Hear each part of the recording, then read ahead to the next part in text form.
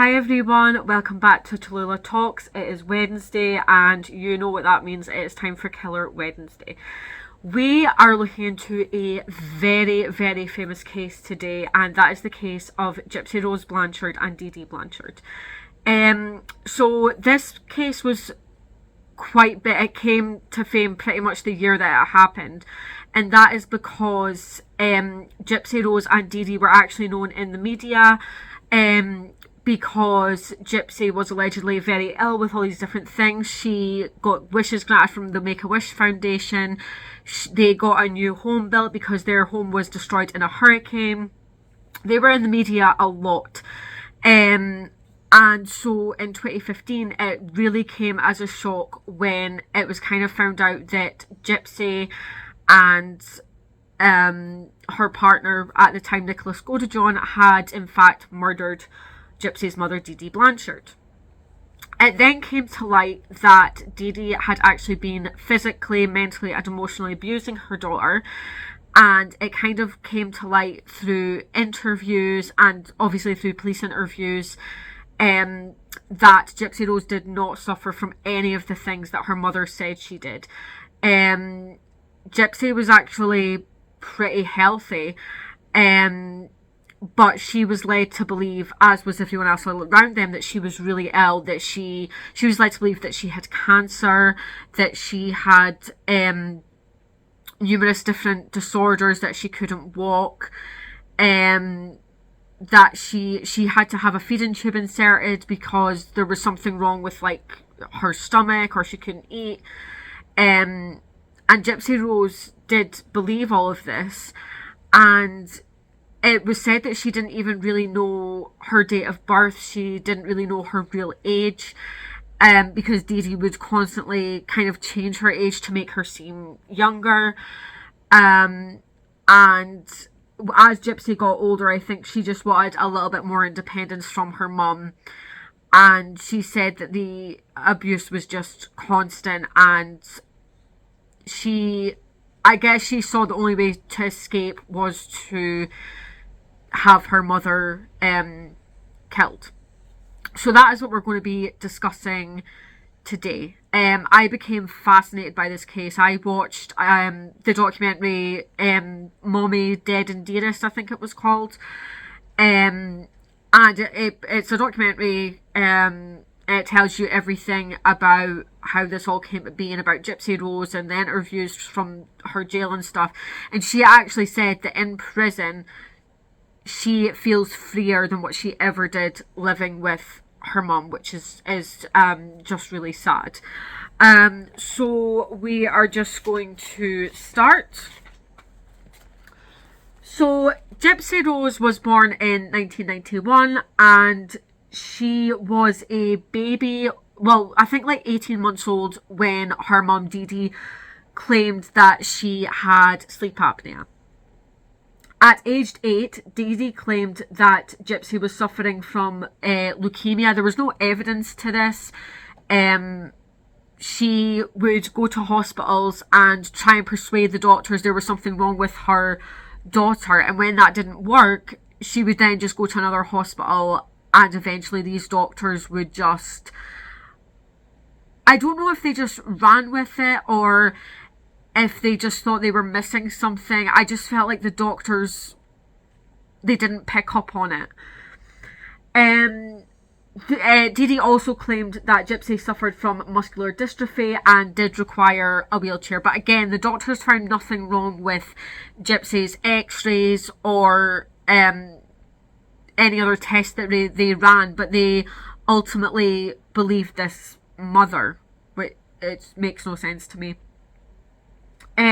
Gypsy Rose's health issues would include seizures, asthma, and hearing and visual impairment, and an intellectual disability that Dee Dee claimed that Gypsy had. But I did see in the documentary, her dad had actually said, like, Gypsy was really smart. Like, even as a baby toddler, when he would still see his daughter, he claimed that Gypsy was really smart. She was walking by like a really early age, and she could speak like full sentences when she was like a year and a half. So I don't think he necessarily believed Dee Dee. Before she was born, Gypsy's parents, Dee Dee and Ron, had unfortunately separated.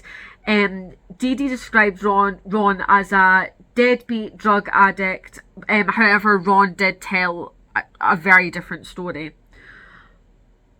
Rod was 17 when meeting Dee Dee, who was 24 at the time, and even then, that is borderline underage. 24, 17. To me, that's not right. At this time, they did discover that Dee Dee became pregnant with Gypsy Rose. And so Rod wanted to do the right thing. He initially married Dee Dee after the pregnancy was announced. However, he did realise that it was for all the wrong reasons that they did get married. After the separation, Rod stayed in contact as much as he could with both Dee Dee and Gypsy Rose, and he would regularly send the pair money, like child support, child maintenance. Dee Dee portrayed herself to be this perfect mum. She was a single mum doing everything for Gypsy Rose, and that's the way she was portrayed in the media as well. Dee Dee was convinced that there was something wrong with Gypsy Rose, like I said, right off the bat from when Gypsy Rose was a baby. She would take Gypsy to the hospital, and she was totally convinced that her child had sleep apnea. However, when the hospital and the doctors did tests, there was no sign of any illnesses that Dee Dee had described. But again, she was adamant there was something wrong, and she was then pretty much determined that Gypsy had some sort of chromosomal disorder. But again, I don't know where she got this information from. I don't know if she's looked these up and then looked at the symptoms, and you know that we all do this. We look up what's wrong with us, and there's like a million different illnesses that it could be. She watched Gypsy very closely, fearing that anything could happen.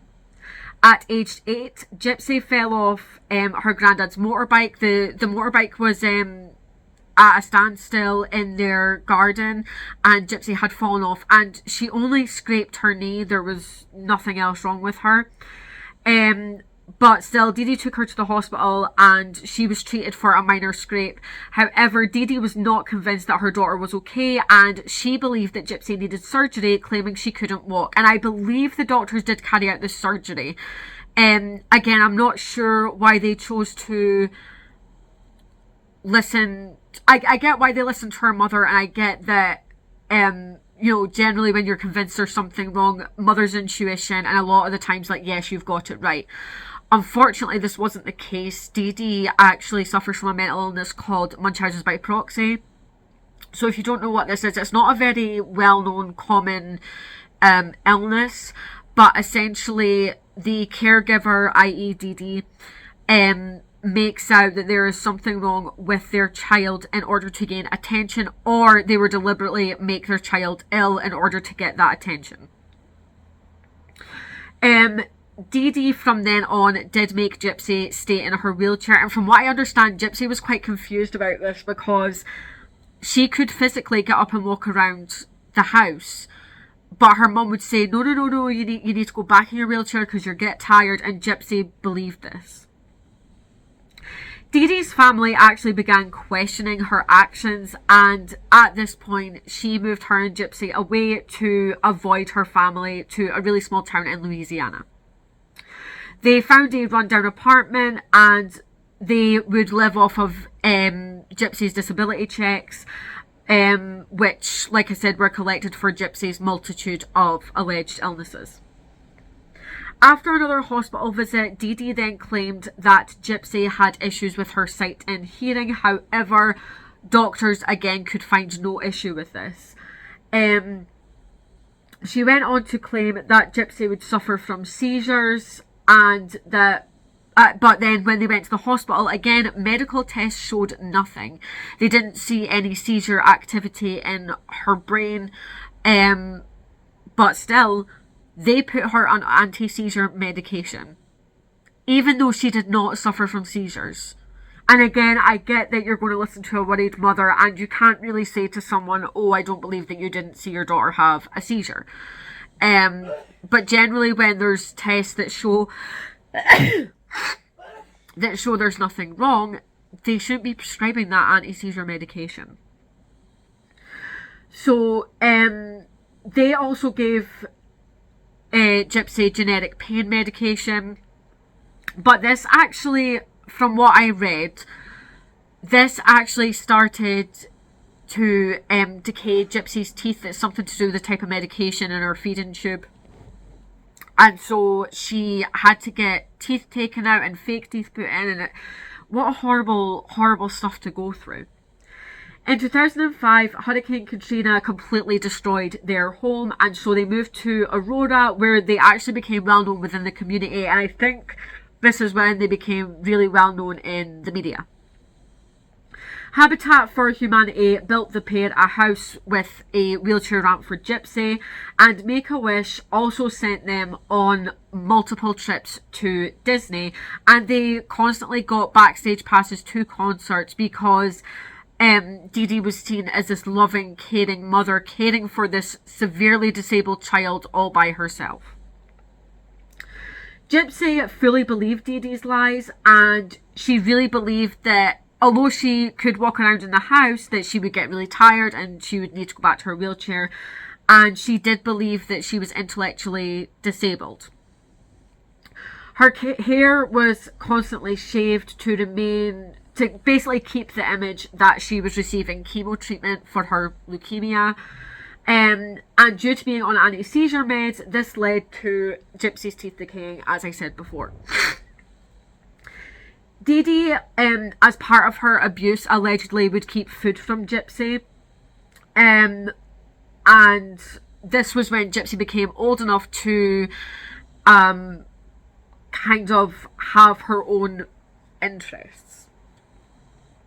Dee Dee would also physically abuse Gypsy. So when you see her holding her hand in pictures, she would give Gypsy's hand a squeeze if she wasn't doing something right, or if she wanted Gypsy to do or say something, and this is a form of control. And you see in all the pictures, like, Dee Dee is holding Gypsy's hand in every single picture that is taken of them together.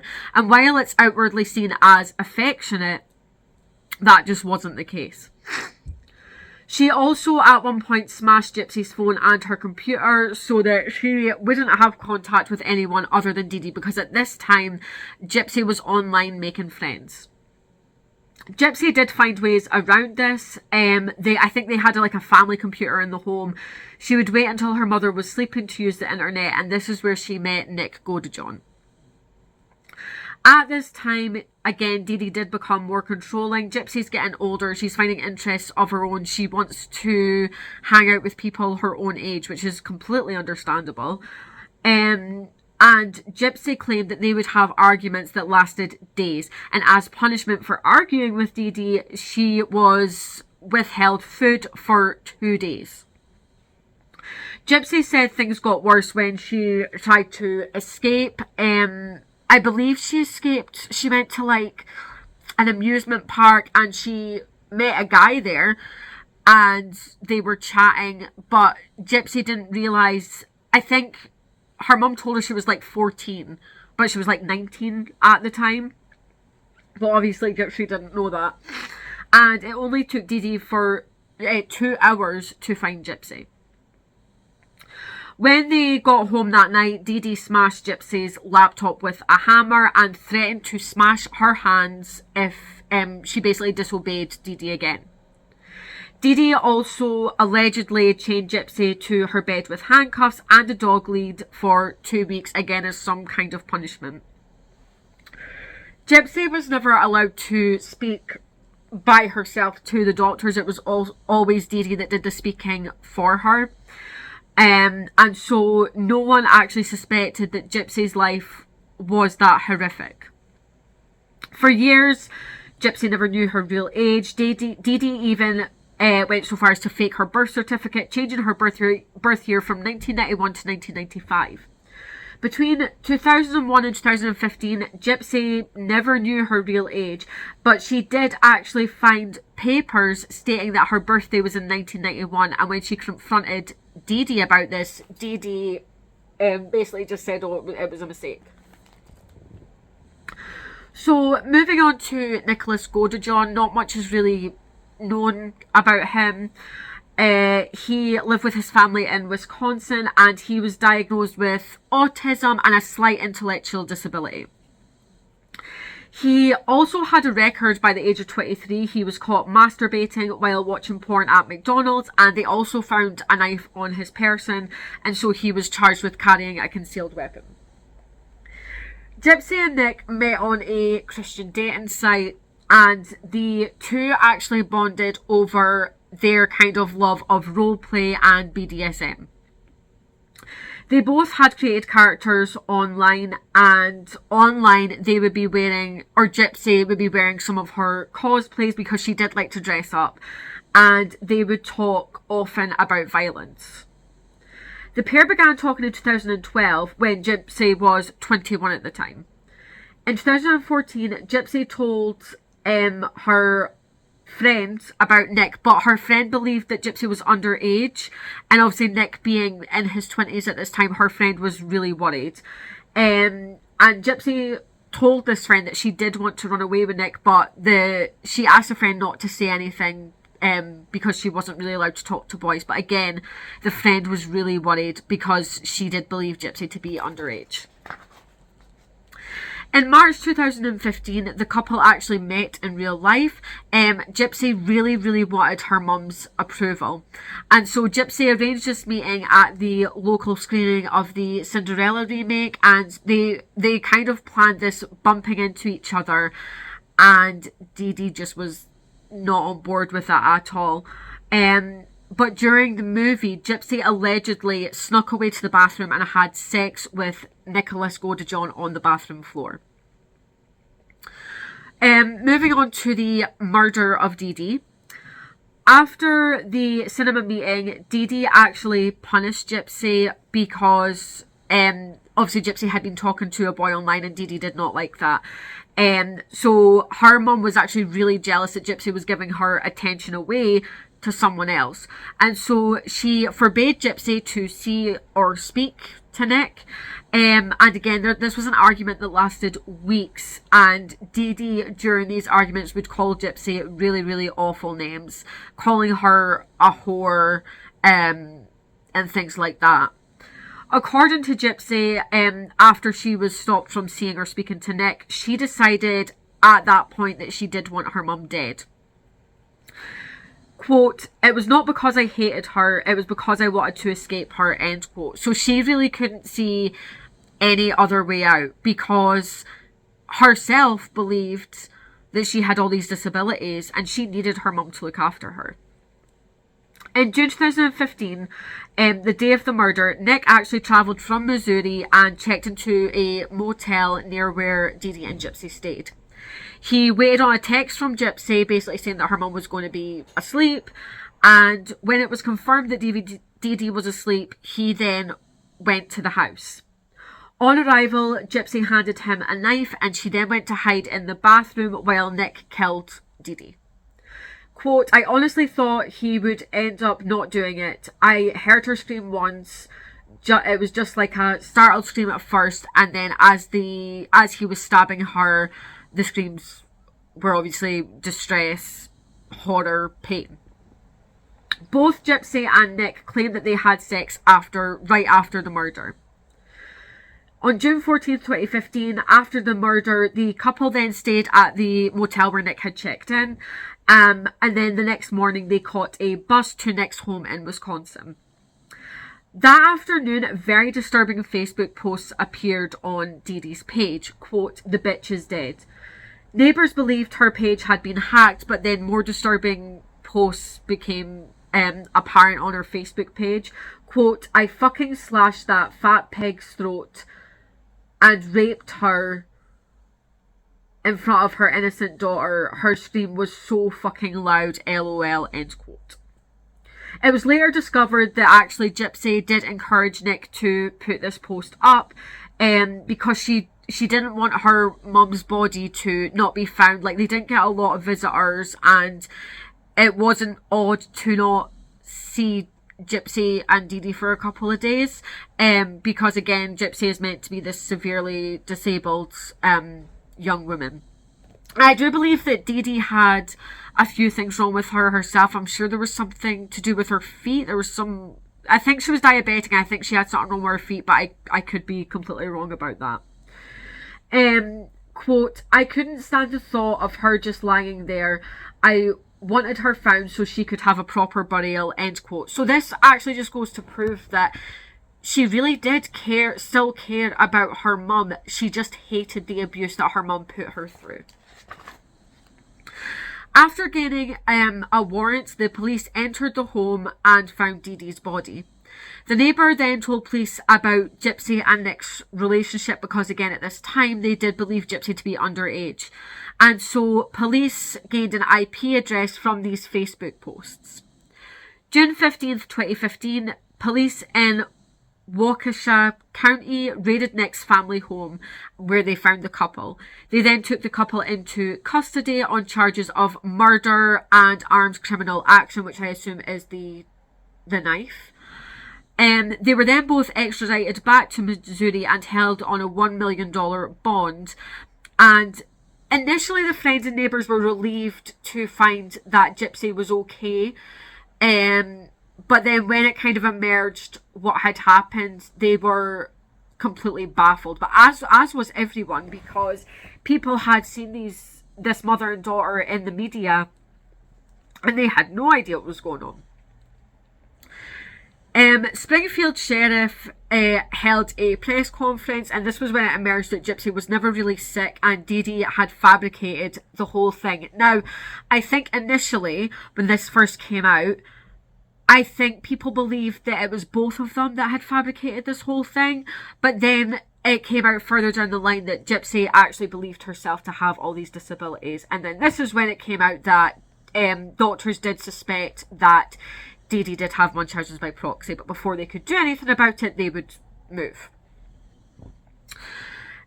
So July 5th, 2016, Gypsy pleaded guilty to killing Dee Dee, and she was sentenced to only 10 years in prison for second-degree murder. Prosecutor Dan Patterson noted the extraordinary circumstances of the case, and he believed that he could have got a lot more time for Gypsy for first-degree murder, which came with a possible death sentence. However, he didn't believe that this would be fair given the circumstances and the abuse that Gypsy went through. In November 2018, Nicholas Godejohn was found guilty of first-degree murder, and Gypsy actually testified at his trial. And she did admit that they had both planned to kill Dee Dee. However, she did also speak about the master and slave role that they would play out online, and how she was Nick's slave. Essentially, it's kind of like the whole BDSM fantasy roleplay. She testified that Nick did want to rape Dee Dee. However, she allegedly offered herself in her mum's place because she didn't want her mum to go through that. February 22nd, 2019, Nick was then sentenced to life in prison without the possibility of parole, and this was concurrent with his 25-year sentence on his charge of armed criminal action. So he'll probably never get out of prison. So looking at the psychological effects on Gypsy in particular, it's possible she does suffer from some sort of PTSD just because of all the operations she went through that she didn't really need to go through, the multitude of disabilities that she believed she had when in fact she doesn't have them, and the physical and mental abuse that she went through with her mum. I imagine there is some PTSD there. She, according to a psychologist, she may have difficulty dealing with conflict in future relationships because whenever she brought up or whenever she was in an argument with her mum would punish her. So she's probably going to need to learn to, whenever she's in an argument with someone, she'll probably need to kind of learn, like, I'm not going to get punished for being in this argument or whatever. But then her solution to all her punishments and all the abuse she went through was to, it led to the eventual death of her mother. So for Nick Godejohn, like I said, he was diagnosed with autism and like have low IQ essentially. And psychologists described him as being very childlike with an IQ of 82. Well, that is above what you need to be diagnosed with an intellectual disability. He's still not at the level of intellect that typical adults are. They also said that he functions at a level of an 11 or 12-year-old, and it is possible that he believes he has multiple personalities. He's never been diagnosed with DID. I don't know if they're trying to diagnose him. I don't know if he does have it. However, during these role plays that he had with Gypsy, he said that he had an evil side and that he believed he had, or that he was a 500-year-old vampire named Victor. Now, that doesn't necessarily mean he has DID. It may just mean that he has difficulty kind of telling the difference between fantasy and reality. And that was a psychologist's claim as well, was that he did find it difficult separating the two, separating fantasy from reality. He did the role playing online. I believe he was a gamer, and he created this sort of characters for these role plays, and so it's possible that he is just getting confused with the two. Like I just said, there's no evidence suggesting Nick was ever diagnosed with DID. It's just a possible roleplay fantasy. And so from what I know, Nicholas is still currently in prison. Gypsy gets out next year, and she is currently engaged, I believe. And from what I've also kind of seen, she has a really good relationship with her dad and her stepmom and her siblings. Her dad's been really supportive because allegedly when Dee Dee was younger, from what I saw in the documentary, when Dee Dee was younger, she would make out that she was ill herself to get attention. So it's kind of like it moved on to her daughter, but just in an extreme way. So again, Munchausen's by proxy isn't kind of, it's very rare for someone. I think it's quite hard to diagnose someone with it because unlike other mental illnesses, people will come up to you and they'll say, I think I've got this, that, and the next thing. They'll describe their symptoms. Munchausen's by proxy isn't like that. You don't realise you have something wrong with you. The individual essentially believes that there is something wrong with their child, and usually they will either do something to make their child ill. So like in the case of there was a case I did a little while back, and it was a little boy and his mother had Munchausen's by proxy, and she would make him really sick with like filling him up with salt and stuff. Unfortunately, he died as a result of that. So Dee Dee kind of just claimed there was things wrong with Gypsy. So I don't know why the doctors did these operations. I think they should be held accountable for that. They knew that there was nothing on their test. They carried out all the tests. They knew there was nothing there. They knew there was nothing wrong. But they still carried out these various operations. I think they should be held accountable for that.